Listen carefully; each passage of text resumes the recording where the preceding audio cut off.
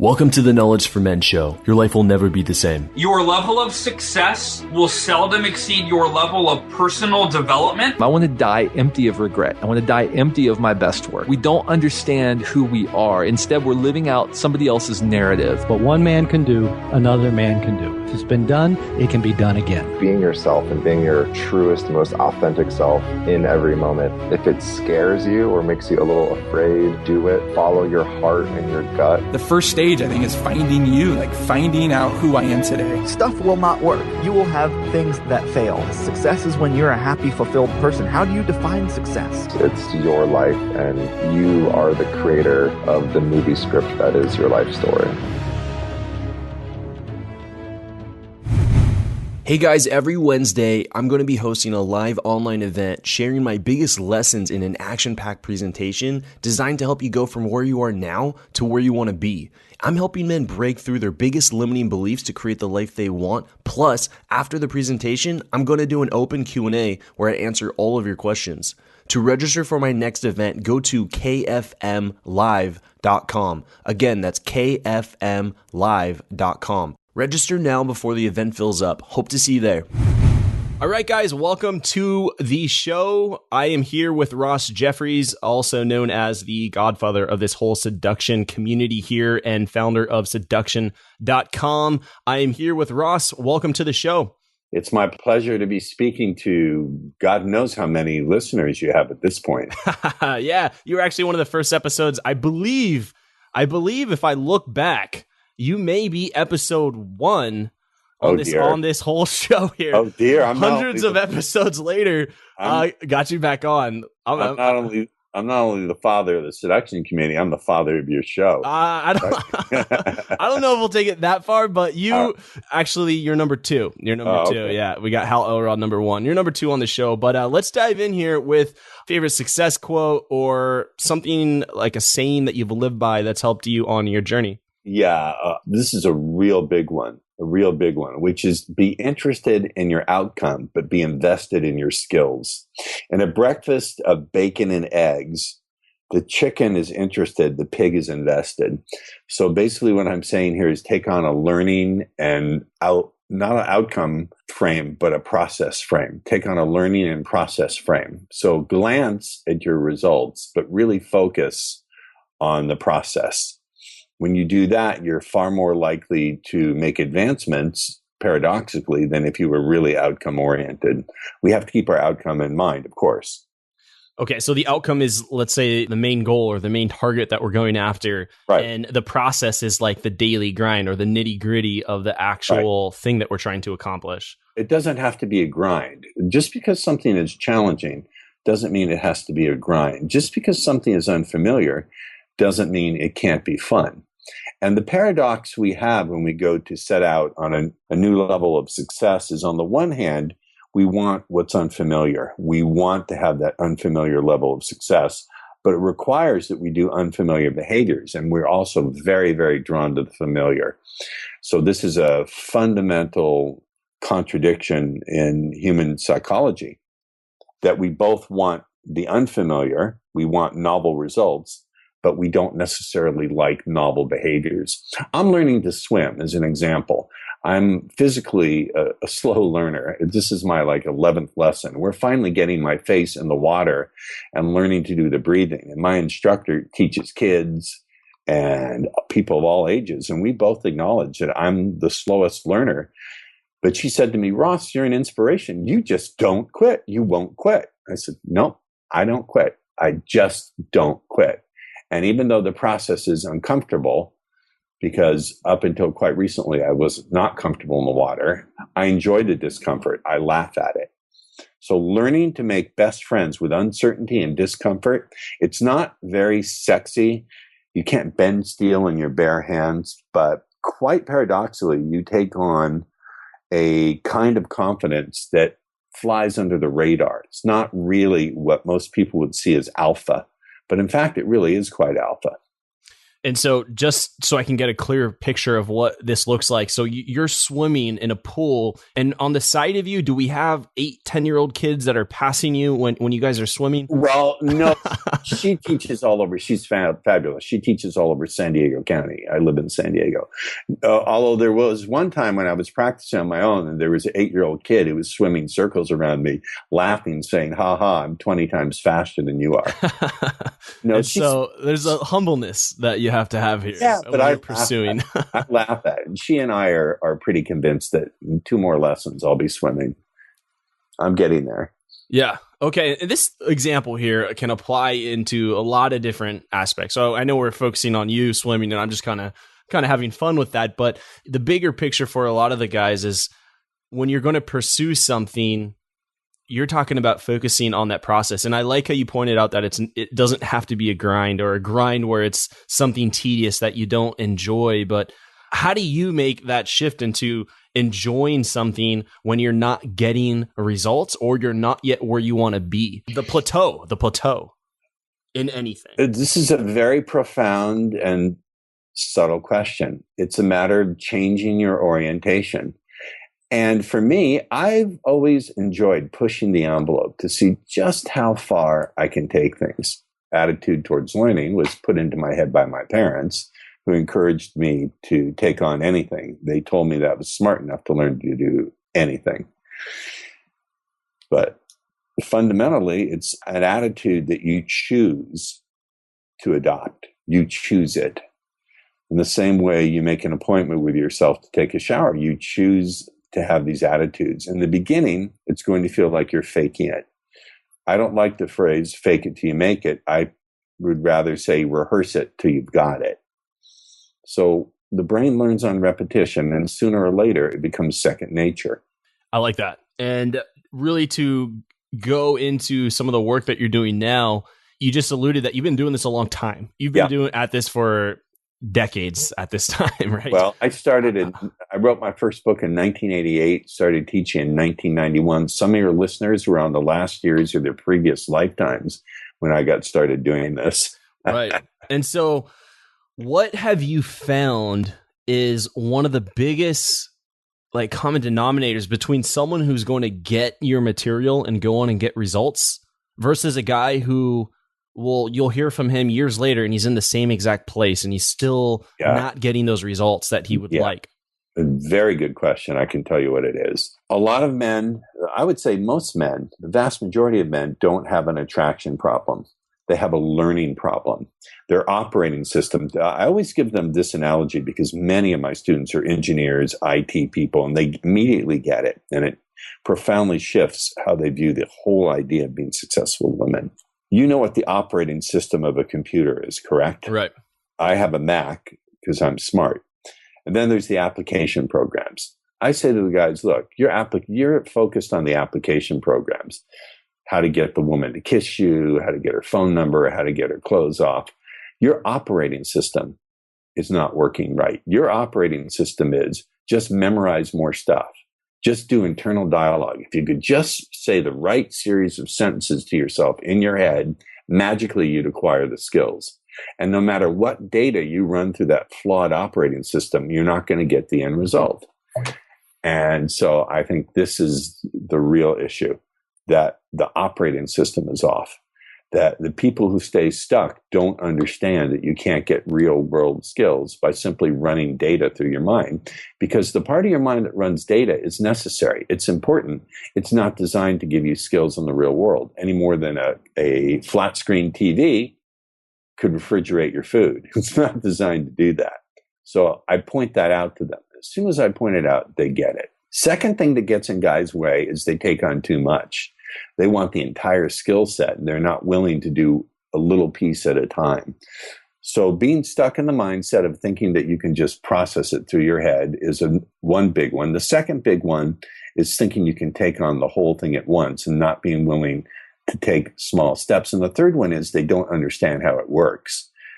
They don't care to see how speed seduction actually really works, what the fundamental founding concepts and principles are. They'd rather just memorize stuff and go out and do it. Those are the three real big ones. Okay. And so when we're talking about the operating system, what changes do they need to make so that they can upgrade, quote unquote, their operating system? Entirely. Well, that is changing their orientation to an action orientation. I make a distinction for them. There's a difference between knowledge and information. Information doesn't become knowledge until it's acted on. And for some reason, they get these metaphors. It causes a shift. A lot of the work I do is unconscious, and I use metaphor to create unconscious shifts. And this is a big shift in them. Once they get that system, first of all, it gets rapport with them. And they'll think, wait a minute, he's right. I have been operating on that system. I didn't even see it because I was so trapped in that matrix. That immediately makes it incredibly difficult for them to go back to it ever again. So I create tremendous leverage as a teacher by the way I use metaphor. That's the really, really big shift. Once they get the metaphor, then it makes a shift. But the second practical thing is I teach them exercises to be comfortable with their discomfort. I teach them ways of paying attention to the flow of feel in their body and letting it be there without having to interrupt it. Can I give you an example that doesn't exactly apply to meeting women, but it's a really good example? Yeah, that'd be great. I had a fellow in one of my seminars, and we had guys up on stage to have me fix their fear of approaching women. But I noticed this guy was just shaking just being on stage. And I said, you have real stage fright, don't you? He said, yes. I said, how would you like to get rid of it? He said, please. I said, here's the deal. It's not that you're afraid to be on stage. It's that you're ashamed of it. That you're trying to hide it and you're ashamed of it. So when you take the fear and you multiply it by the shame, it shuts you down. The minute you admit it and stop hiding it, it'll go away. So I gave him the following assignment. I said, you're going to go in front of people in a minute and you're going to say, I don't care if you feel like throwing up. You're going to say, I'm really scared to be up here. At some point around 1 minute and 15 seconds to 1 minute and 30 seconds, the fear is going to disappear. But everyone, I can't tell you exactly when, everyone look at their watches and tell me if you can tell. And so he says, go. And all the people in the audience are looking at their watches. And he gets a very puzzled look on his face. He looks at me, looks at the audience, looks at me, because suddenly all these people who he feared would judge him are now under his command. He just told them what to do. So right then and there, he's beginning to change his orientation. Yeah. It seemed like he started to take control of his reality too, versus letting it overwhelm him. He was able to exactly get in control and get in the driver's seat of that situation. Exactly correct. So by now, did I hypnotize him? In a sense, I did. First of all, I got rapport with him. And I did point out the problem, Andrew, the problem really is not just the fear, but the shame around it.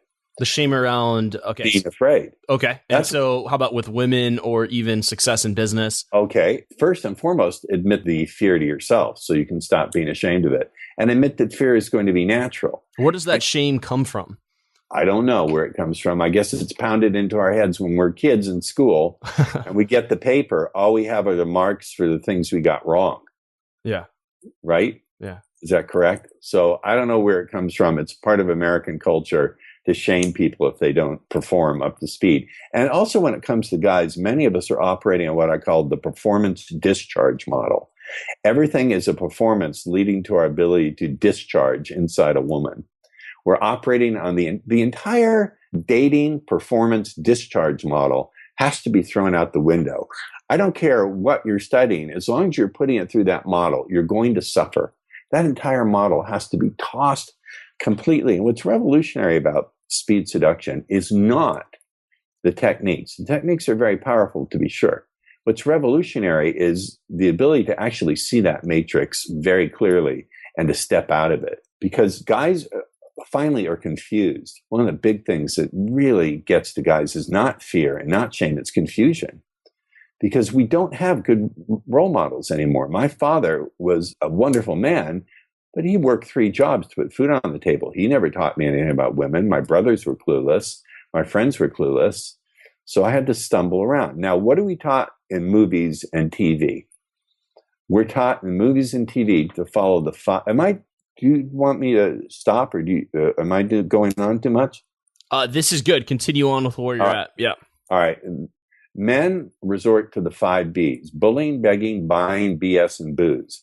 Because that's what we're shown by popular media is supposed to work.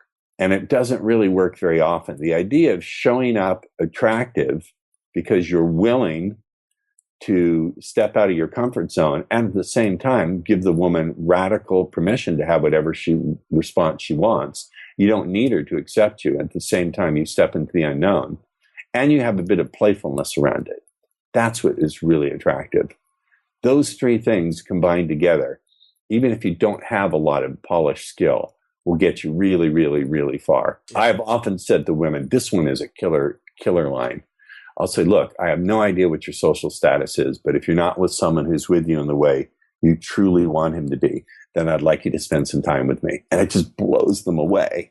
It blows them away because first I'm being respectful. When I say, I don't know what your social situation is, I'm showing respect. And then when I say what I want without any apologies, it blows them away again. I'm halfway to getting their pants off.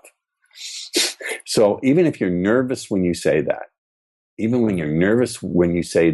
it's so ballsy and it's so much displaying that twin attitude of being willing to step into the unknown and at the same time let the other person have their response and not need a yes. Yeah, got it. What would you say are some of like the old ways of thinking that men have around this topic? And what would you say are the new ways of thinking, the correct ways? The old ways are thinking of you've got to really flatter her, or you've got to ask her out on an expensive date, or you even have to ask for the phone number. And what I said, I don't ask for the phone number. I just simply say, I don't know what your social situation is, but if you're not with someone who's with you in the way you truly want them to be, I'd like you to spend some time with me. What does that mean? That could mean sitting down right then and there. It could be leaving then and there to go back to my place. I leave it wide open. So being too fixated on behavior doesn't work either. So many guys say to me, how can I get the phone number? Well, it's the wrong orientation. The right orientation is, how can I get in the right frame of mind? And what are the states of consciousness I want her in? How can I capture and lead her imagination and emotions to put her in the right state of mind so she's receptive to doing what I want her to do? Rather than looking at small pieces of behavior, you're looking for states of consciousness that you want to create in her. It's completely different orientation, completely different. And for the guys who are listening and are just kind of thinking, okay, this is good. This just sounds really confusing now. Like, am I? It is confusing because it's radically different than the way you're used to thinking. So are breakthroughs. I'm going to step out on a limb here and make a comparison. Some of what Isaac Newton said about gravitation, about gravity, is very confusing because it's against common sense. If I take a 500-pound bowling ball and a 50-pound bowling ball, and I drop them off a building, which is going to hit the ground first? Yeah, the same. They're the same. Even though common sense is, no, one weighs more, it's going to travel faster. No, it's the same. Because objects fall at 32 feet per second. I think the terminal velocity is 120 miles an hour. I'm not sure. So a lot of what I'm saying is anti-common sense, and it goes against the entire grain of what you've been seeing in popular media and hearing on the radio. So it's naturally going to seem like it's confusing because it doesn't fit the ways you're used to thinking. And so instead of immediately rejecting the idea, what should they think of? I want them to think, what if this was true? What if 1/10 of it were true? What if just 1/10 of it were true? What would be the first steps I could take to experiment for myself, to push outside my envelope just a little bit? I like that. And what would be some of those daily habits that would make someone more successful at this? Wow. Well, I would say, number one, learn to make really good. Well, strike that. I'll tell you an exercise I do, and I want to be very careful not to plug myself, but just to be clear, I do sometimes see private clients, and you'd be surprised. One guy was a special, sometimes it shocks me as occasionally I get special forces people. Anyway, this guy was a pilot for the Navy, a U.S. Navy pilot who did rescue flying. And he was afraid to talk to women. So I gave him an assignment. I said, will you do whatever I tell you to do if it guarantees you a lifetime of confidence with women? And I promise you, it's not illegal, it's not dangerous, and it won't bring harm to you or other people. Will you do it? He said, yes. So I took him to a pet supply store, We bought a little cat leash and a little cat collar. Then we went to the supermarket and we got a banana. And we put the banana on the collar. I said, I want you to go walk the banana in the public square here in San Diego in Horton Plaza. And walk up to people and say, could you watch my banana for a minute? I have to pop inside the store. So I made it, that's a dramatic example. I made him walk a banana. So he's dragging a banana that's on a leash. Is this what I'm picturing? He's dragging it. Okay. Yeah, he's walking the banana. It was a way of attacking his shame, attacking his fear, his own sense of being shamed. Now, that's a dramatic example, but I would say push the envelope just a little bit. Go into an electronics store, and when you see the price of the flat screen, it's $2,000. Offer them $150 and say, I'll give you $150 for it. And just start haggling. Do little things like that that are not going to get you. Most of it'll happen is they'll kick you out. Do you understand? Push the envelope. It sounds like you're putting him completely out of his comfort zone, and he's having fun all the while. And so, like for example, go to McDonald's and order a pizza. Yeah, exactly. So what these got to be careful at McDonald's now. It sounds like they get attacked. You've had some experience there, or I'm trying to think some funny scenarios. But what does this do? Or walk up to a woman and say, "Excuse me, I'm ashamed to say this, but I'm working on my fear of rejection.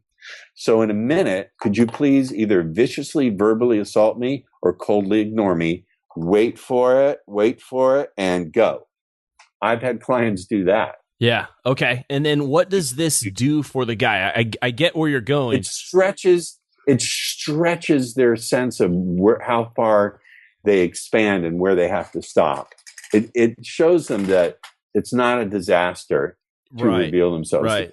I especially like that. They're not going to get hurt in that situation because the worst that's going to happen is someone may give them a nasty sneer. And so what? I particularly like that exercise where you go up and say, "Excuse me, I'm working on my shame about meeting women. So in 30 seconds, could you either coldly ignore me or viciously verbally assault me?" And they're always nice. They say, "No, why would I do that? I'm a nice person, blah, blah." And I encourage the students to say, "No, come on, your job is to reject me." And they say, "Well, I'm not going to do that." I want people to take that house of cards made of fear that they've been living in and knock it down. And so they can feel more comfortable with their discomfort. And I want to say one more thing. One of the things I often say, sorry to step on you. One of the things I often say is never underestimate the power of the absurd and the ridiculous to break patterns of limiting thinking and behaving and responding. Never, ever underestimate the power of the absurd and the ridiculous.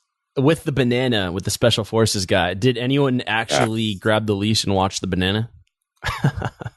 I didn't actually, I was too embarrassed to watch. hey, come on, you gotta get in there with them. No, you gotta. No, I'm kidding. I'm kidding. Yes, wingman. As a matter of fact, well, I wasn't his wingman. I was his observer. Yes, as a matter of fact, he only did that once, but the person had the most puzzled expression, and she stood there with a banana for like 30 seconds until he came back out again. And he just said, "Thank you." And you got to be careful there because the world is getting more paranoid. And crazy. Yes. There's all kinds of crazy things going out there.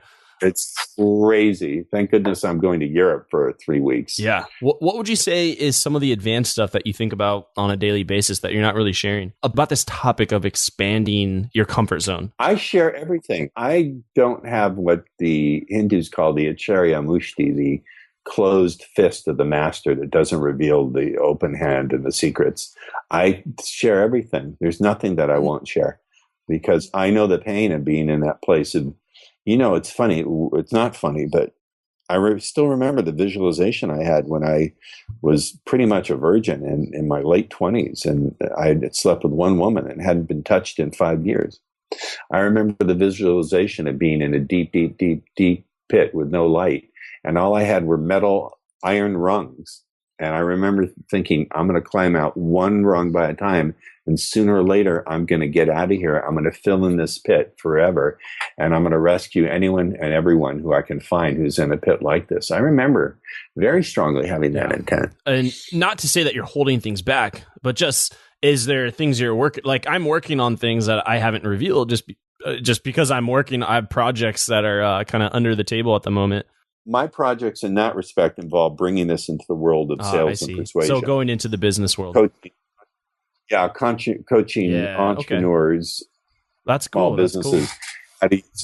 Well, I wrote a little mini book. It's like 30 pages, but it has some wicked language patterns that are just really, really. I could teach someone who does car sales to triple their revenue with just one or two of these language patterns. I like a lot of guys who are in kind of the dating or seduction space I do find that they transition sometimes into the business space. They do both, or they transition completely.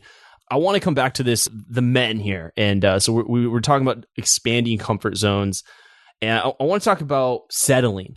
So if a guy's settling in a relationship, he feels it, he's questioning it, but there's always this fear of, okay, if I leave this relationship, is it going to be better on the other side? And just want to get your experience with working with a lot of men. I'm sure they've come to you after this position, or all sorts of different scenarios. But what's a man to do if he feels inside that he's settling?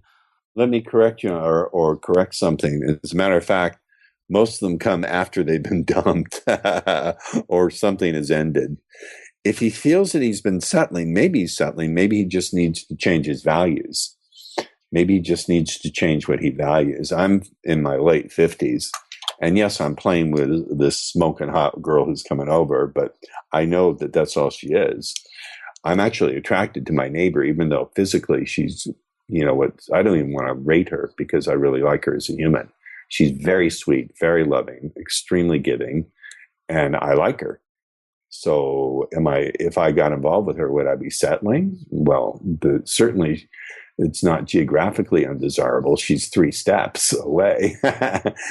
In a relationship, if someone's either dating long-term or they're already in a serious relationship, perhaps even married, and they feel like they're settling, just for those who aren't single right now and they're listening to this, wondering if they should continue listening, this is a good piece of knowledge for them to explore, is this whole idea of settling. Because 10 years can go by, and I've spoken with men after the divorce, and they're wondering like, wow, I wish I would have done this. I wish we would have done this a year into this relationship. For sure. Well, my advice there is don't get married. I've never been married, and marriage for most people results in disaster, including the woman. That's my advice. But honestly, I can't make those calls for people. I can just teach them the skills. If they do get out, I can teach them the skills to better themselves and most likely find something that's more satisfying. But I can't make the judgment call if they should leave or not leave. What if they have children?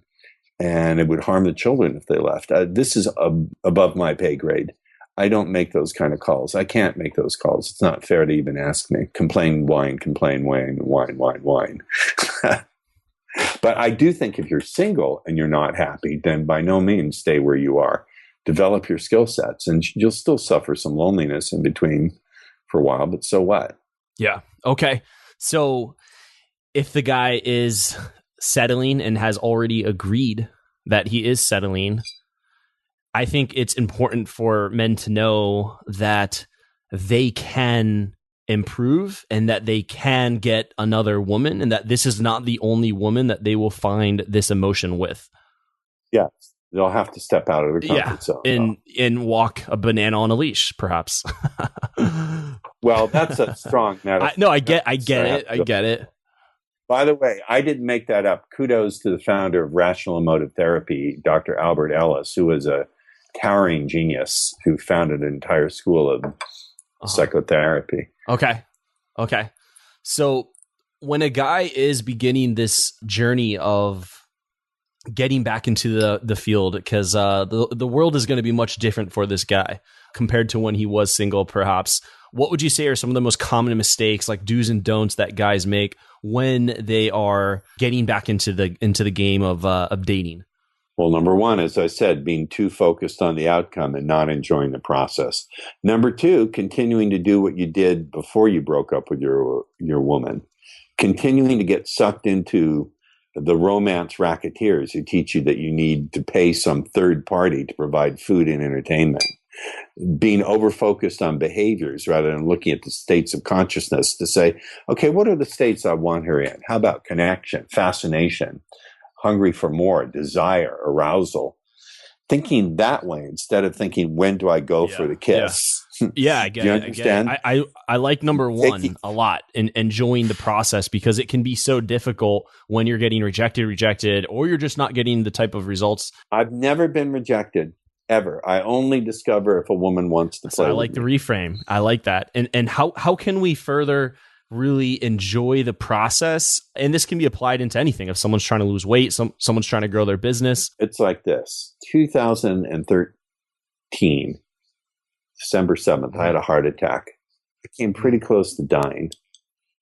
And laying there in the hospital bed, I picked up the manager, the director at patient services. And when I got out of the hospital, done with my procedure, I got her naked. I didn't have sex with her because I found her unappealing with her clothes off.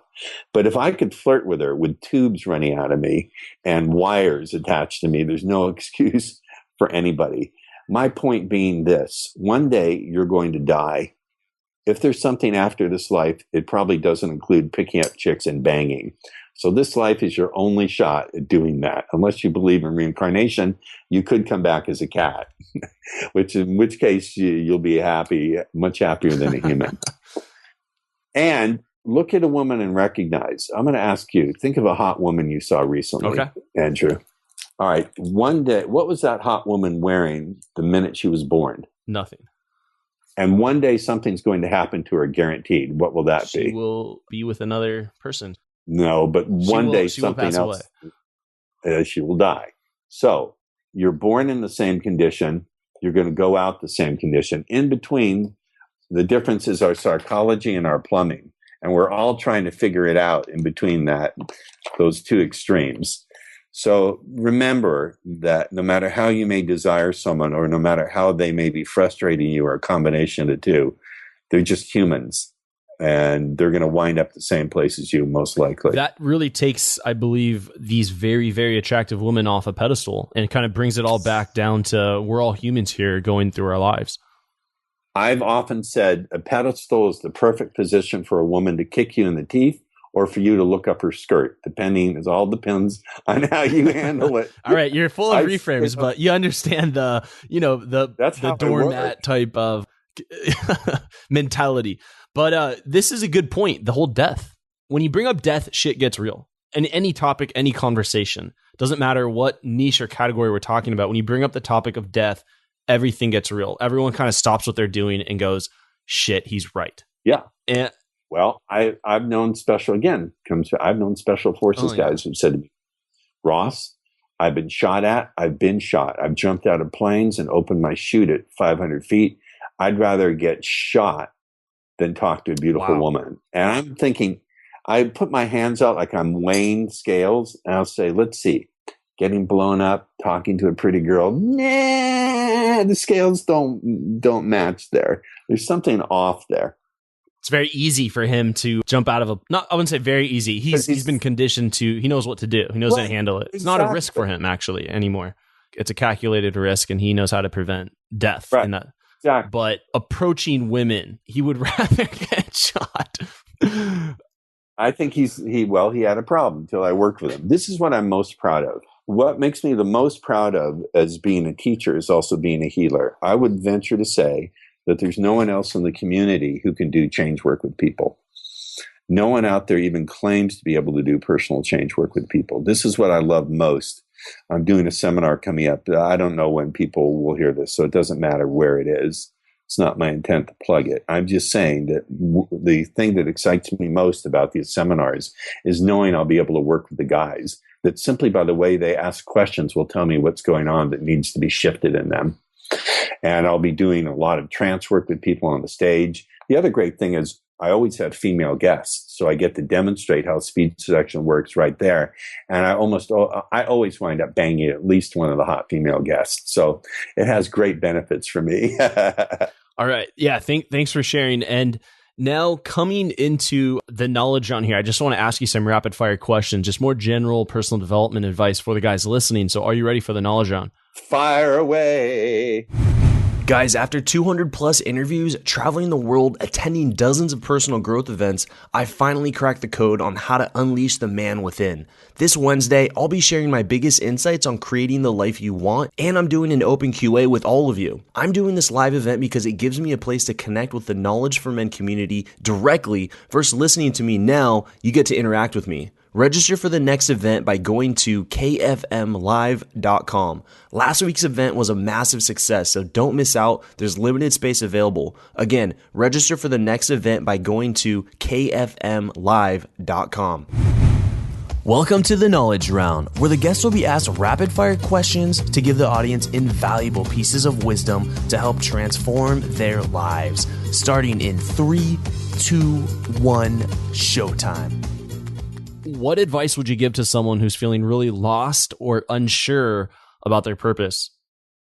In life in general? Are you talking about, or I'm talking about life. Here, Someone who's lost. Go to the Church of Scientology. What do I know? This is above my pay grade. You've got decades of experience helping men transform. I found my passion. Find something that is your mission. Most people don't have a mission.